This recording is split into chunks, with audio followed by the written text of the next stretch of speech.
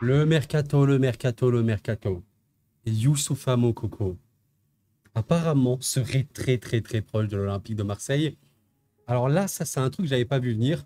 Mais Santiago Auna, vous, je pense que vous le connaissez, un journaliste mercato notamment, extrêmement fiable, accord trouvé entre l'OM et Youssoupha Moukoko. Les clubs négocient désormais pour tenter de trouver un accord sur les conditions du prêt. L'attaquant a choisi l'OM malgré les intérêts du LOSC, Stuttgart ou encore de Betis. First call par Fabrizio Romano, parce que oui, Fabrizio Romano lui-même le disait il y a quelques minutes à l'heure où je m'exprime, Youssoupha Moukoko a décidé de rejoindre Marseille. Donc voilà, c'est vraiment de sa propre volonté. Vraiment dingue. Écoutez, j'espère que vous allez bien. Comme on a parlé de Mikotadze il y a quelques semaines, enfin je pense il y a 2 semaines environ, ça me hypait énormément pour l'Olympique Lyonnais. Honnêtement, Moukoko, ça me hype vraiment beaucoup pour l'Olympique de Marseille. Je vais quand même apporter une mesure directement. D'habitude, je fais ça un peu en fin de vidéo. Je commence toujours par les points positifs du joueur et je finis par les points faibles. Je vais faire une petite synthèse là maintenant rapidement pour ceux qui ne connaîtraient pas du tout le joueur, pour ceux qui se posent la question, est-ce que Moukoko à l'OM, c'est une bonne idée? Oui, pour moi c'est une bonne idée, si ça n'empêche pas notamment la venue de Sanchez, entre autres. C'est une bonne idée de par du fait que c'est déjà qu'un prêt. Si c'est un prêt, ça va quand même. Maintenant, il y a des grosses qualités de joueur, on va le voir. Je suis obligé de commencer par un point forcément très sombre de Youssoupha Moukoko, même si vraiment ne vous inquiétez pas, on parlera de ses qualités, le joueur il en a, rassurez-vous. Moukoko, il y a un énorme problème au niveau de sa santé, voilà, il faut le dire, c'est un joueur qui est régulièrement très blessé. Voilà, il a manqué beaucoup de matchs dans sa carrière, comme vous pouvez le voir, sur à peu près toutes les saisons, la saison 2021, la saison 21-22, la saison 22-23, encore 22-23, je pense que ça allait à peu près bon. Encore voilà, c'est un peu compliqué. Et 23-24, c'était la saison où il a eu le moins de problèmes. Il a été régulièrement blessé. Maintenant, les blessures, qu'est-ce que j'en pense? Vous pouvez prendre le cas d'Ousmane Dembélé. On est d'accord pour dire que Ousmane Dembélé est un joueur extrêmement blessé. Ça, c'est sûr et certain. Maintenant, sur la dernière saison au Paris Saint-Germain, quand tu regardes, il s'est pas blessé sur la saison 23-24. Bon, peut-être qu'il va se blesser pour la prochaine saison. On ne connaît pas, c'est la vie, c'est aussi voilà, le sport de haut niveau, c'est rude physiquement. Mais ce que je veux dire par là, c'est que si l'OM, en connaissance de cause, évidemment, ils vont acheter le joueur en sachant ça, ils font vraiment attention à la préparation dans un premier lieu et dans un premier temps, pardon, et également à la récupération. Ouais, je pense que ça peut le faire. Vraiment, je pense que ça peut le faire. Après, voilà, il faudra vraiment un suivi extrêmement pointilleux pour l'OM. Bon, après, quand je dis blessure, il ne faut pas non plus tomber dans l'exagération de quoi. Voilà, il a été blessé, certes. Il n'a pas eu des blessures gravissimes non plus. Voilà, sa plus longue absence était 70 jours quand même, blessure ligamentaire. Bon, 70 jours, c'est pas bien, évidemment, tu as raté 17 matchs. C'est quand même beaucoup. Dembélé, on parle d'un joueur qui a raté 106 jours en 17-18, il a raté 191 jours en 19-20, 134 jours par-ci. Enfin, c'était des blessures qui n'avaient absolument aucun sens. Et Neymar, j'en parle même pas. C'est à la limite s'il rate un an parfois. Bon, donc il faut mesurer la chose et je pense quand même que voilà, ça peut le faire avec une bonne prépa, une bonne récupération. Bon, maintenant on va s'intéresser à Youssoupha Moukoko. Déjà, on va commencer par les choses de base, mais on va pas se mentir, c'est un profil qui est compliqué à analyser avec de la data. Vous savez que j'utilise beaucoup la data. Pour une raison extrêmement simple, c'est un joueur qui ne joue pas beaucoup, notamment à cause de ses blessures, la concurrence et tout. Il y a quand même des petites données, je vous ai retrouvé des petites données de la saison 22-23, je crois, qui a un peu plus de consistance, on verra ça tranquillement. Déjà, dans un premier temps, bon, voilà, Youssoupha Moukoko est un joueur allemand, voilà, d'origine camerounaise, tranquillement, donc il a évolué à Dortmund depuis un peu le début. Notons un truc, c'est évidemment un avant-centre et il est né le 20 novembre 2004, il est extrêmement jeune, 19 ans. Je fais une petite parenthèse concernant son âge. Il y a eu des rumeurs, des informations qui ont circulé, comme quoi il y aurait une falsification de son âge. Il ne serait pas né en 2004, mais en 2000. Je me suis renseigné rapidement, apparemment, on serait quand même sur des accusations non fondées. Et il a gagné son procès, comme quoi, voilà, il a 19 ans, il n'a pas, je sais pas, 4 ans de plus, voilà. Voilà, j'ai retrouvé ça, vous pouvez retrouver ça sur Football Mercato, le site. C'est sorti ce 18 mai 2024. Youssoupha Moukoko reporte son procès après des accusations de fraude sur son âge. Je vous invite à aller voir si ça vous intéresse. Donc voilà, on va considérer très tranquillement que non, il ment pas du tout sur son âge. Il a 19 ans. C'est quand même un point que je trouve toujours positif parce que, ok, il a eu des blessures. Avoir des blessures jeunes, c'est un peu saoulant. C'est pas des blessures gravissimes et en vrai de vrai, il a que 19 ans. Voilà, il n'a pas 26 ans, 28 ans, 30 ans. 19 ans, c'est incroyablement jeune. Il va bientôt avoir 20 ans bientôt. Voilà. Donc, comme on a pu le voir, c'est un avant-centre. On peut à peu près voilà, remarquer que sur Transfer Market, on indique simplement position principale avant-centre. Position secondaire, deuxième attaquant. Et effectivement, c'est, je vais pas dire un sorte de faux neuf, mais il a des capacités, on le verra juste après, où il peut un peu jouer avec un autre attaquant. Et je suis en train de me dire, admettons que l'OM, partons toujours du principe, comment va faire l'OM la saison prochaine. Bah, si l'OM arrive à reprendre Sanchez notamment, Sanchez Moukoko, en vrai, ce vrai, sur le papier, c'est quand même super, super hypant, hein. Il faut quand même le dire. C'est beau, c'est bien.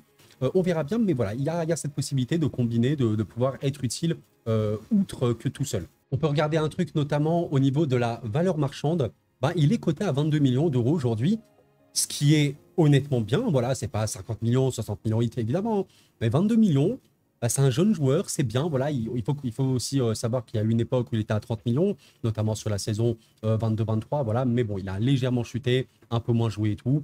Voilà, il faut aussi le dire. Je vous montre simplement les matchs qu'il a joués avec Dortmund et même la sélection allemande.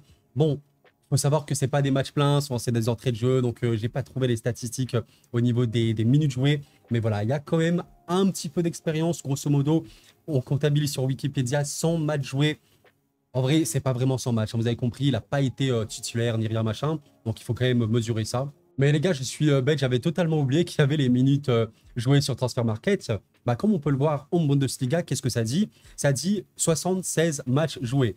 Bon, voilà, 76 matchs joués. La vérité, c'est qu'il a joué 2369 minutes. Alors, 2369 minutes, ça équivaut à combien de matchs? Bon, bah, on fait un calcul très simple, hein. 2369 minutes divisé par 98 minutes. On va dire qu'un match, c'est 90 minutes en moyenne.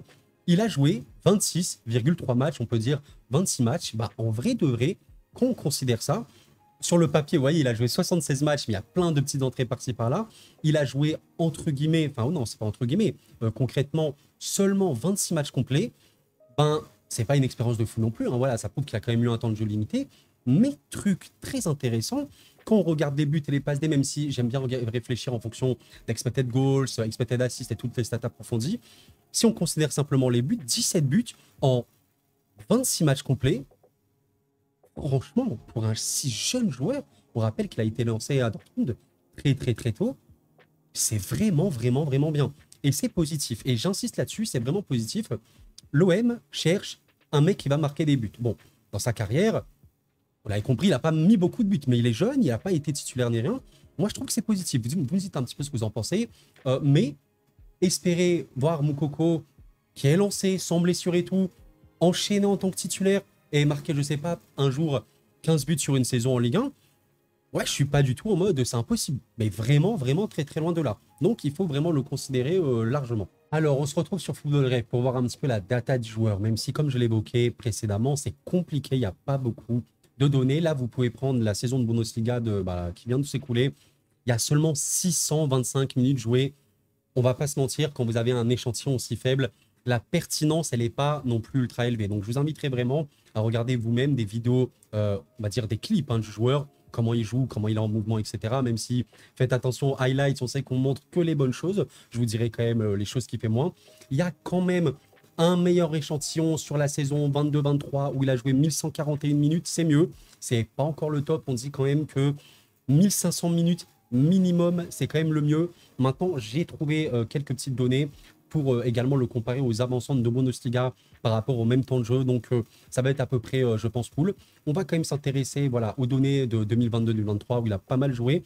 Il y a des choses très claires qui en ressortent même par rapport à la saison précédente. Au niveau des tirs, le mec a une très grande qualité. Nketiah était, et je pense, est toujours sur les tablettes de l'Olympique de Marseille. Je fais une petite parenthèse Nketiah. Le joueur est quand même cher, hein. Je crois qu'on parle sur des trucs environ 30 millions d'euros. C'est vraiment cher, hein, même pour l'OM. Il ne faut pas non plus voilà, se mettre en danger financièrement. Mais Nketiah, il a une vérité. C'est un joueur qui sous-performe énormément ses expected goals. Ce qu'on appelle expected goals, c'est les buts attendus. Voilà, on peut regarder Moukoko. Les XG qu'il a sur la saison 22-23, voilà, ça c'est la saison la bonne où il y a quand même pas mal de données. C'est 87 centiles, ce qui est très bon. Honnêtement, c'est très bon. Sur la saison qui vient de s'écouler, c'est 88 centiles. C'est très bien. Ça signifie que les frappes du joueur, ça peut terminer en but, et ça doit terminer en but, c'est les expected goals, les buts attendus. Voilà, le meilleur avançant sur cet aspect-là, c'est Erling Haaland, si vous posez la question. Bah, Nketiah a des expected goals plutôt élevés, mais il sous-performe énormément. Lui, c'est pas le cas. Lui, c'est vraiment pas le cas, parce qu'on voit que dans les buts, bah, c'est plutôt très bon hein, sur les deux aspects. Et oui, on l'avait vu tout à l'heure hein, sur son rapport. Si tu comptes 2369 minutes, c'est 23 matchs joués, ou 26, je sais plus.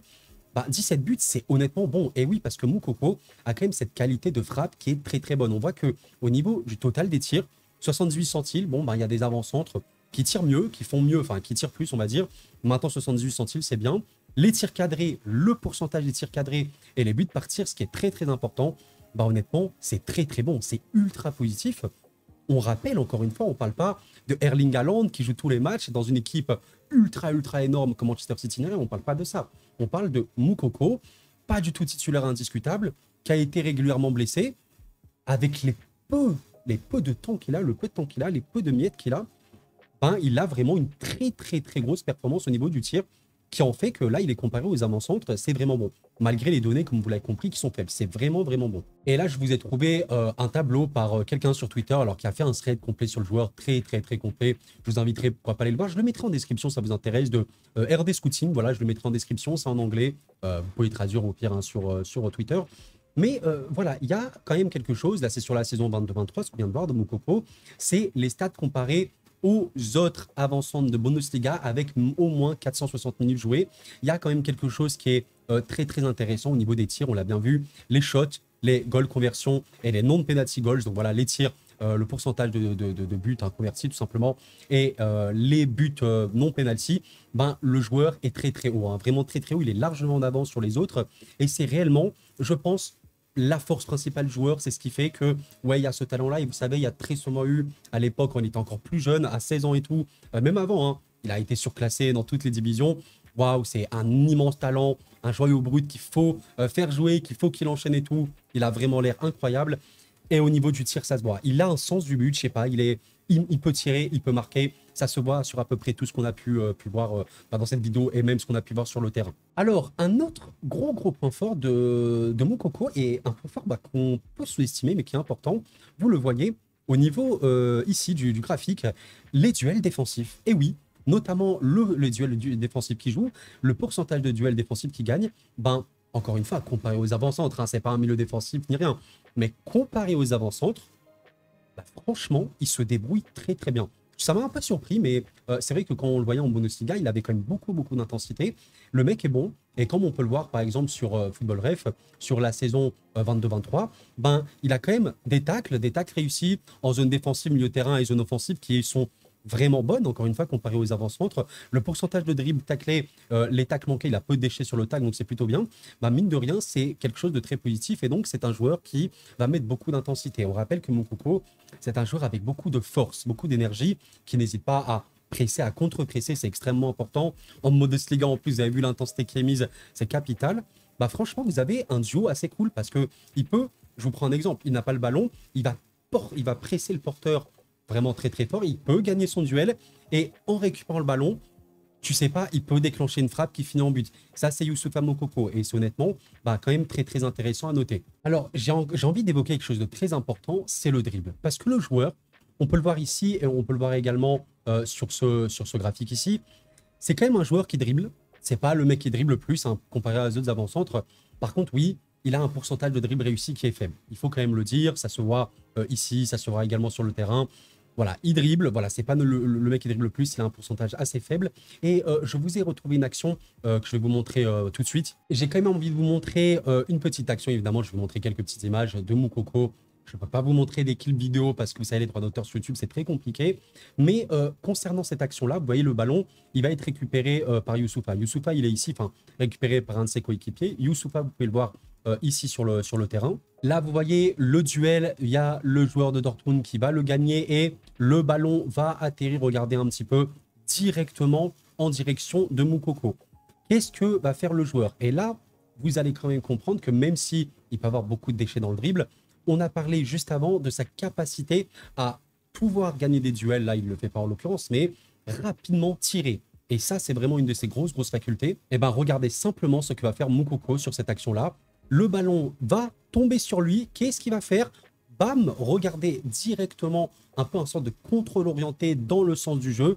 Boum, petit sombrero, littéralement, c'est pas une blague, sombrero sur le défenseur adverse. Le ballon retombe du coup là où il veut. Il se met instantanément en position de frappe parce qu'il s'est retourné très rapidement, joueur avec une intelligence quand même importante. Et boum, il déclenche directement la frappe. Le gardien arrive à l'arrêter, mais ça, c'est Moukoko. Bon, je ne peux pas vous montrer la vidéo, vous l'avez compris, parce que c'est compliqué au niveau des droits d'auteur. Mais il y a un ballon récupéré, il voit le ballon arriver vers lui, instinctivement, le dribble sombrero pour récupérer directement le tempo. Il se retourne avant même d'avoir le ballon et il déclenche sans aucun contrôle. Ça, les gars, c'est le reflet de joueurs de football qui ont du talent. Et c'est très positif. Je pense que s'il joue à l'OM, évidemment, il y aura quand même des moments où il va marquer. Bah, tu te dis, mais comment il a marqué? Parce que ce qui est dingue, c'est que il faut quand même évidemment parler de ses points faibles, on va en parler. On l'a vu rapidement tout à l'heure sur Football Ref, mais oui, c'est un joueur qui globalement a une certaine limite dans la construction de la participation. Au niveau des touches, déjà, ballon touché en 22-23, 8e centile, environ 27 ballons touchés par match, c'est faible. C'est faible, hein, il faut le dire. C'est compliqué. Les touches dans la surface de réparation défensive, bon, évidemment, il est très très peu présent. Mais même les touches dans la surface de réparation adverse, 63 centiles, c'est OK, mais c'est moyen plus, quoi. C'est pas si fou non plus. Il faut aussi parler de la qualité de passe du joueur. Alors, je ne dis pas qu'il est mauvais à la passe, mais comme il touche peu de ballons, il n'a pas beaucoup d'opportunités de contribuer au jeu de son équipe. Et voilà, il y a quand même peu de passes, vous voyez, peu de passes globalement. Par contre, ce qui est quand même cool, c'est qu'il y a un taux de passe réussi qui est bon, qui est même très bon. Donc ça, c'est plutôt cool. C'est pour ça qu'il faut voir l'ensemble. Regardez, par exemple, vous voyez les passes réussies courtes, les passes réussies moyennes. Bon, il y en a très peu. Mais parce qu'il y a très peu de passes tentées. Tout simplement, environ 16 passes tentées par match, c'est très faible. Mais quand tu vois le pourcentage de passes réussies, 74 centiles, c'est bien. C'est vraiment bien, voilà. Les passes courtes, 71 centiles, c'est bien. Les passes moyennes, 87 centiles. Donc passe moyenne, c'est ni court ni long. Hein. Je ne sais pas trop combien de distance c'est mesuré, mais là, pour le coup, c'est très bon. Et les passes longues, voilà, parfois même les transversales, je ne sais pas trop si lui il en fait, 80 centiles, c'est bien. C'est vraiment très bien. Donc quand même, notons que même s'il passe pas beaucoup, il n'y a pas un déchet non plus choquant à la passe. Voilà, il faut le noter, c'est très important. Parce que si tu veux même jouer avec un autre avant-centre, c'est quand même important d'avoir quelqu'un qui peut faire le pivot, qui peut savoir remettre une remise sur les ailiers ou je sais pas quoi. Il faut quand même avoir une fluidité. Il peut le faire, même si là, voilà, il passe pas beaucoup, il peut le faire. Je reviens rapidement sur cette qualité de dribble. Comme on a vu, il dribble pas mal, même s'il a un déchet important au dribble. Quand même, et on l'a vu sur le clip vidéo juste avant, regardez un petit peu ses stats. AMT dribble, action menant à un but, et AMB dribble. Qu'est-ce que c'est? AMT dribble, c'est les dribbles réussis qui mènent à une tentative de tir. Donc Moukoko, il dribble, et ça peut mener à un tir, 88 centiles. Il est parmi les meilleurs avancantes comparé au top 5 européen sur ce registre-là. AMB, par dribble, c'est la même chose, sauf que c'est les dribbles qui amènent à une tentative, à un but, pardon. 94 centiles, c'est très bien. Par exemple, tout à l'heure, c'est exactement ça. Il a fait un sombrero, donc dribble, et il a tiré directement. S'il avait marqué, ça aurait été comptabilisé dans cette stat-là. Vous voyez, c'est très bon. Et quand même, action menant à un but, globalement, les actions, hein, tout ce qui fait donc les différentes actions, ça amène à un but, 78 centiles, c'est plutôt bon. Donc voilà, ces dribbles, même s'il a du déchet, c'est des dribbles qui sont utiles et qui peuvent vraiment apporter du danger. Mais voilà, clairement, l'autre, c'est un vrai point faible au niveau balle au pied. Vous l'avez compris, il touche très peu de ballon. Grosso modo, voilà, c'est pas un joueur qui balle au pied, va faire des différences. Alors, il peut un peu porter le ballon et tout, hein, clairement, mais voilà, la position progressive, les chevauchés dans le dernier tiers du terrain et surtout dans la surface de réparation, c'est quand même assez limité. Bon, c'est comme ça. J'ai quand même envie de finir sur une note positive. J'ai gardé ça pour la fin.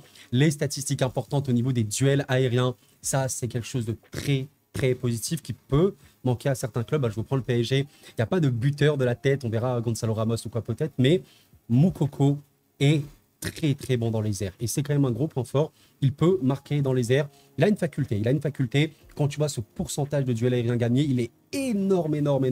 Et il figure parmi les meilleurs avancantes sur ce registre-là. Bon, voilà, je vous prends une action très classique, qu'on voit plein de fois dans le football, avec un centre rentrant. Donc, c'est vraiment des centres extrêmement dangereux. Donc, qu'est-ce qu'on peut observer, hein, des trucs que Moukoko peut faire. Moukoko est ici, entre les défenseurs adverses. Bon, le centre, il part. Regardez directement la prise d'information. Il sent que le ballon, il va aller dans cette direction-là. Et quand même, un bon QI-foot, hein, il sait où il va se mettre. Et là, le ballon, il fait son centre tranquillement. Et il est très bien placé entre les deux défenseurs. Qu'est-ce qu'il fait? très très très bonne détente. Bon, on voit mal à cause de la qualité de la vidéo, mais la détente, elle est très très bonne. Et qu'est-ce qu'il va faire? Directement, bam, il touche le ballon avec la tête. Il est très haut, hein, il est vraiment très très haut. Et bah, le ballon finit au fond des cages. Bon, la qualité est abominable.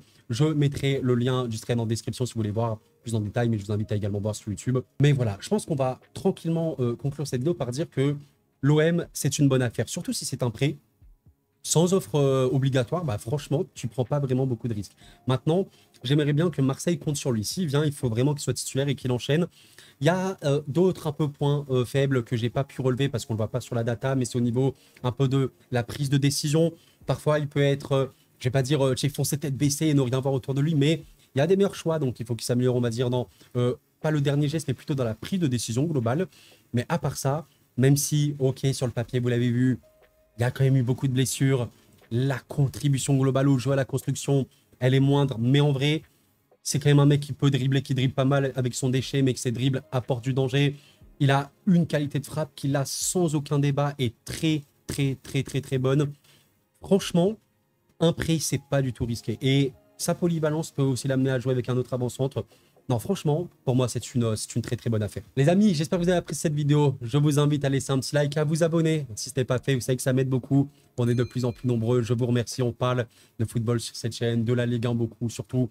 Et voilà, j'aime beaucoup le foot en général, donc je partage ma passion sans problème. Merci pour votre soutien. Mais voilà, Moukoko, il y a quand même un vrai truc. Je suis très content de voir en même temps Mikotadze à Lyon qui avait besoin aussi de préparer l'après-Lacazette, mais d'avoir un mec sur qui ils peuvent compter. 2 avant-centres, c'est possible.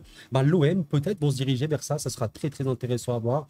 Il y a un mercato énorme de la part de Lyon, de la part de Marseille. On verra ce que font les autres clubs. Il y a quand même des mercatos là qui ont commencé à bouger. Monaco, le LOSC, Rennes et tout. On verra bien. Le Paris Saint-Germain. Ça va être très, très, très intéressant à suivre. Vous me donnez votre avis en concernant Moukoko. Hein. Je n'ai pas du tout la science infuse ou quoi. Je ne prétends pas du tout ça. En plus, là, vous voyez qu'on parle d'un joueur. Il n'y a pas beaucoup de données. Il n'y a pas beaucoup de temps de jeu. Mais clairement, vous êtes Marseillais. Je pense qu'il ne faut pas trop stresser. Le joueur est très, très, très bon. C'est un gros, gros talent. Maintenant, il faut, vous savez, un joyau brut, c'est bien. Mais le joyau, il faut le tailler pour qu'il brille de mille feux. On verra bien. Peut-être que ça va être une réussite absolue. Et il peut un peu exploser à l'OM, on verra bien. Ça sera ultra intéressant à suivre. D'ici là, portez-vous bien les amis, c'était Koro. Prenez soin de vous comme d'habitude. Elle a paix sur vous.